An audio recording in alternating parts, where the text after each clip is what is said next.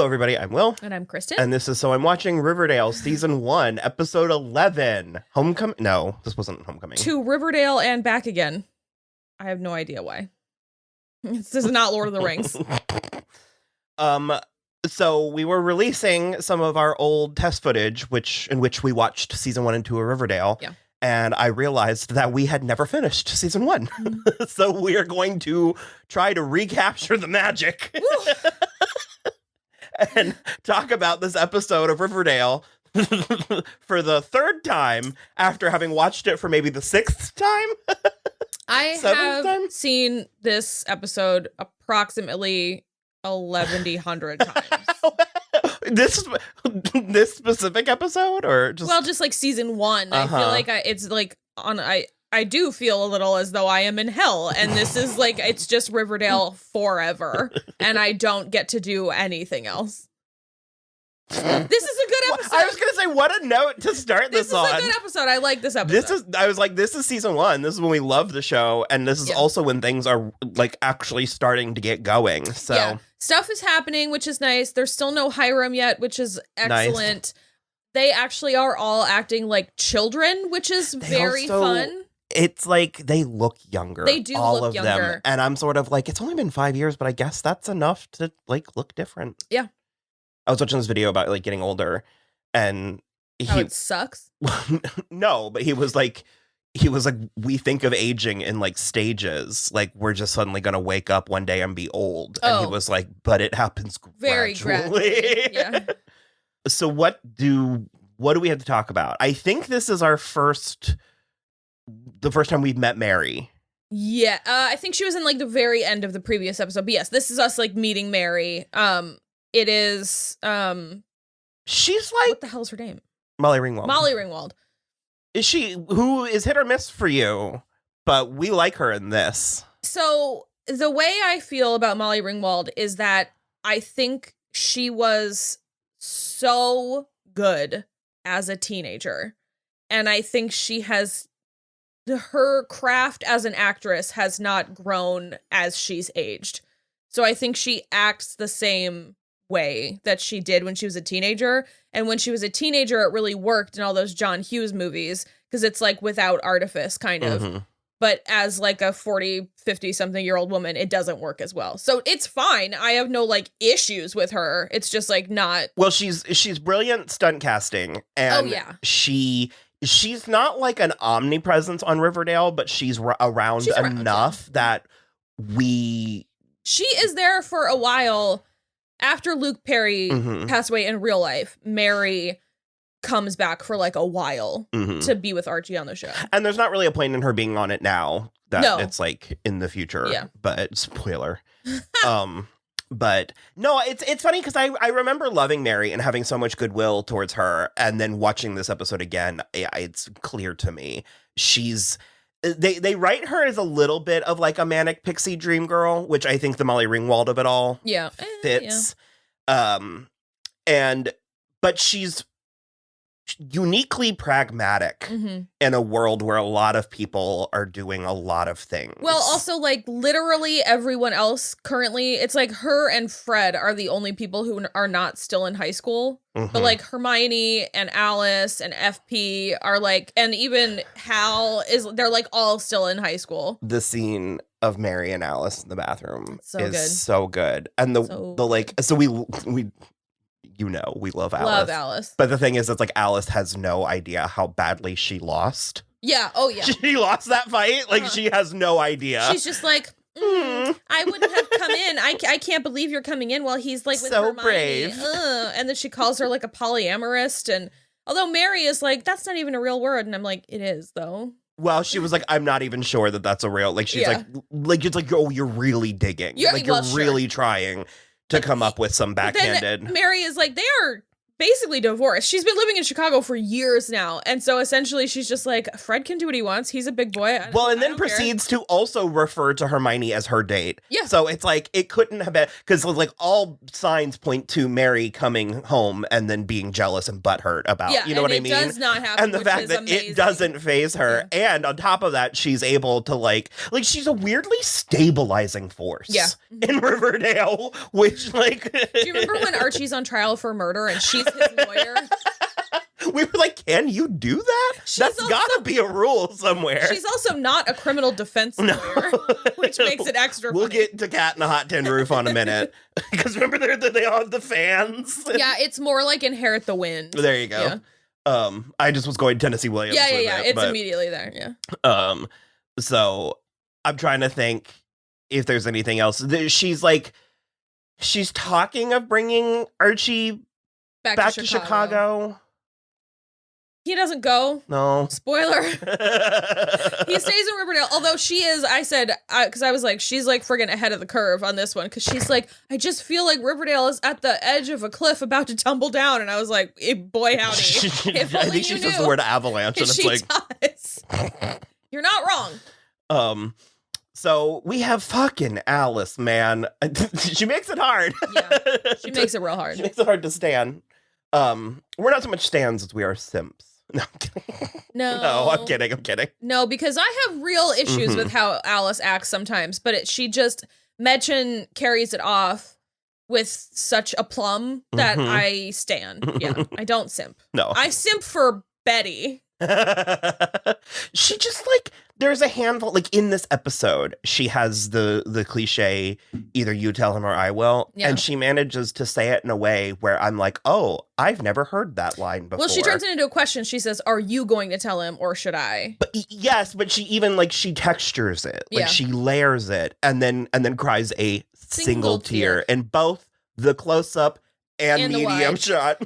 Lily is so good at like putting the right amount and the right type of mustard on every line delivery that she gives. It's like I love this dress too. It's so pretty. The back drives me nuts. I know it's necessary for her to move her arm. It's like scrunched or it's like elastic, and it kills me every time I realize that's just what. Like the off the shoulder. It's like sweeping neckline. It just it's like a little V in the front. It just is so flattering. And the hair's not wearing her like no, because she's just got it pinned back on one side. It's like Veronica Lake, except her hair's too short. Because it's like because we adore both Cheryl and Madeline Petch, but there was like 7 things wrong with her.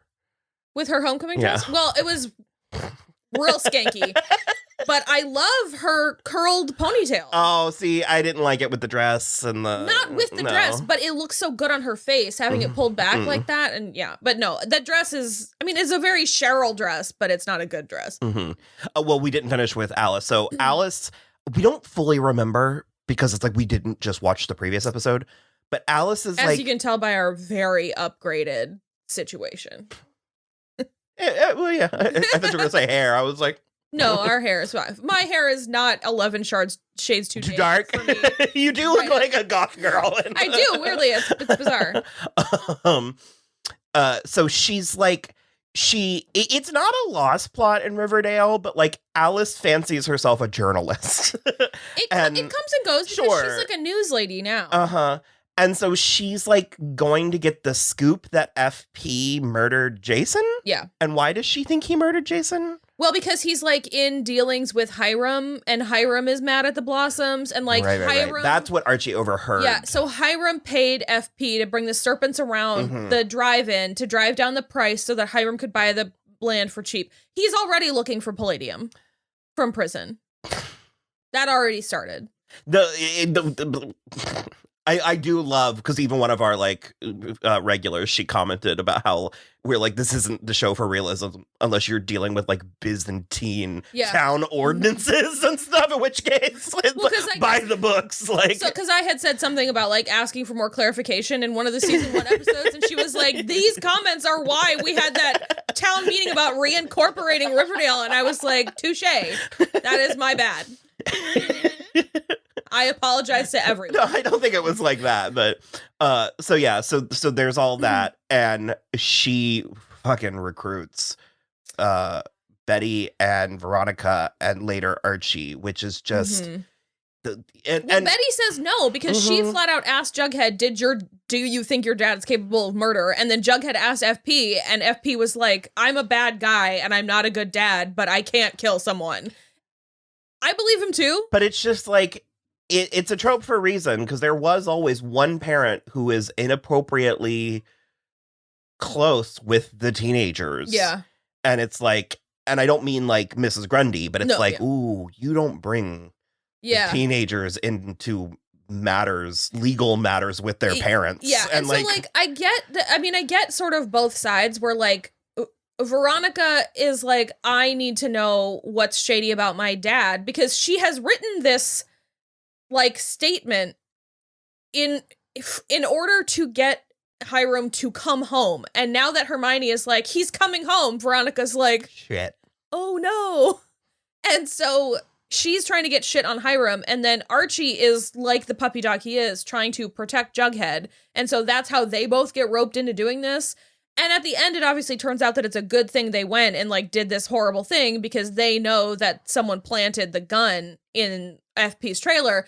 But it also it's like such a hard betrayal of both Betty and Jughead. Yeah, absolutely. But also to that, it's like, I don't think it's as ironclad as they think it is, because it's like, and hear me out, or you didn't see the box with the gun. Well, they did. They were in that closet. I mean, or the wardrobe or whatever it was. I'm just saying, the amount of times that I was looking for pickles in the fridge and didn't see it, and fair no enough. one broke into my fridge and put pickles there when you went and looked. You know what I mean? Like, I just didn't see it. We don't know that. The guy that lives above your bedroom. There's a lot of scuttling in our attic. There is a lot. Actually, it hasn't been for a while. I think it's the cats. Oh yeah, there are a lot of cats in our feral. I think they like go up over the roof. Yeah. We keep cats in the attic. No. There are feral cats in the neighborhood. So we also fucking Polly, man. There will be times where I'll be like, I'm too stuck in my bit, and then I'll go back and be like, I was right. I was right with my. This is also like the best Polly ever. The best version. Yeah. I'm just sort of. It's just always slightly baffling to me, like when Cheryl's like, Polly and I are running for co-queens of. Are they calling it Homecoming or just the dance? Because it can't be Homecoming. Homecoming. This season started with Homecoming. No, this season started with the 4th of July. Yeah, and then where Moose is like, or Kevin is like hooking up with Moose was Homecoming. Homecoming's in the beginning of the school year. It's in the fall. I just don't remember a dance that we already had. It's the literal first episode. Oh yeah. Are you sure that wasn't just like a back to school dance or some dumb shit? So then how much time has passed? Like 3 weeks? Homecoming is in like the beginning of the school year. Homecoming is generally in October. Yeah, I do not know. Okay. You are correct. A lot of these teen shows are just like willy-nilly with the time too. So it's like they just could have made it like a winter formal, or because it's not prom. No, it's not prom. Because I don't think they're not old enough. They're meant to be old enough to be at prom, but trying to see what I can find. We need Alice Cooper on the case. Chapter 1 on Wikipedia, it looks like it just says school dance. The back to school dance. So now it's Homecoming. Okay. This is also a short season, so it didn't go over a Christmas break. But it's like if we're going with the television, this is a minimum of 10 weeks into the school year. Yeah. I mean, I guess that's like regardless. It could be late. It could be late October. If they start in August, it could be late October. There's snow on the ground. I think we've already had Christmas. Or we don't get Christmas till season 2. Yeah. Back to school dance. That's all it says. It's a dumb dance. Well, and then Archie and Veronica hold it hostage with one of their little concerts that Veronica absolutely does not need to be in. No. There's so much, because it's like, we're still doing Archie's singing, which is like, whatever. I was like, as the show progressed, they were like. So, I mean, it's whatever, but then in order to get Betty off the trail, Veronica's like, oh, well, like, we're singing duets and blah, blah, blah, blah, blah. And it's like, okay, I don't. It's whatever. They sing a good song at least. It's just like, it's a wonder that the other kids in the school don't hate them. Like, they're constantly doing this. Well, I don't know. We've never had an episode from the point of view of the other kids. Well, and I was about to be like, I never held my entire class hostage with a with a talent show, but I did with several homecoming themes.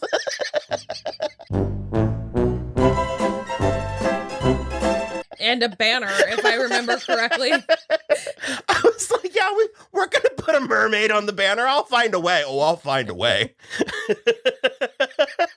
We have a pretty good dinner at the Cooper house. Well, I was going to say, it's like, it's not quite, but it is approaching Teen Wolf level of awkward dinner. Fucking Alice, man, she was going at it. And it... Well, also, Betty specifically beforehand is like, what are you going to ask him if he killed Jason Blossom? And she's like, only if it comes up naturally in conversation. And then she is immediately interrogating him. And she's like, what do you know about Jason's Jason murder? Blossom? Says what?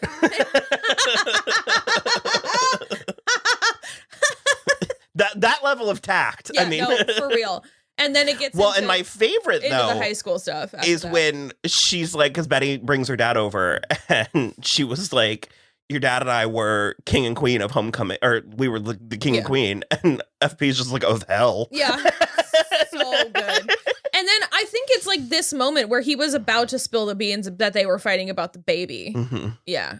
But he was like, it sounded pretty bad. Which, again, as called for as it was, woof, that's bold. Also, I do love the delivery that Metchen has where she just says, shut up, FP. So, well, to finish, Polly and Veronica, what the fuck? What is with the milkshakes? Polly and Cheryl. Yeah, did I say Veronica? Sorry. Yeah. Well, I think up until then, the milkshakes were just milkshakes, but then Penelope, like, drugged her. But for what? To what end? To what end? So she couldn't go talk to Betty? I guess. I don't know. I mean, lock the door. Yeah, I don't know. I really don't. Because they're some of the most conspicuous milkshakes in existence. Well, she like carries them in. Well, they're Pop's milkshakes, but she carries them in on a silver platter. So you're telling me Penelope Blossom is going down to Pop's, picking up a strawberry milkshake, bringing it back to the house, daily, and feeding it to Polly. Well, and she phrased it so strange because she was like, you must be famished. Yeah. Here is a like sugary confection. And I was like, now granted, I admittedly do not have a big sweet tooth, but I was like, I don't know that in my life I have ever been famished. Yeah. And was like, I need some ice cream. Yeah. To really fill and this. I do have a sweet tooth, and I feel the same way. I've never been like, I am starving. Ice cream's where it's at. I'm like, no, I'll have a sandwich, and then after I'll have ice cream. The ice cream is not to quench my hunger. So they find out that Clifford wears wigs. That means something, but I don't remember what. It's because his hair turned white overnight. Yeah, but I feel like it plays like a role. Oh yeah, because he's like still pretending to be the twin. At certain points, right? Oh, he is. Well, whatever. He's pretending to be both of them. At some point. Yeah. Okay, then I don't remember. And they find the ring that Jason proposed to Polly with. They find it in Penelope's jewelry case, leading them to believe that maybe one of the Blossoms killed Jason because over his dead body, which is contrived but fair. Yeah. I always thought it was hysterical.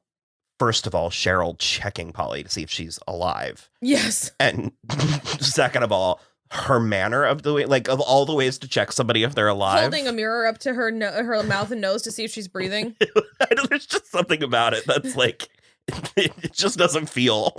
It's not a very modern way to check. Well, because also, so Veronica or Cheryl claims that she flushed the ring, but she kept it in case they need it, which is smart, and then proceeds to carry it around the house like this. Like how I was carrying my crystals at the crystal shop.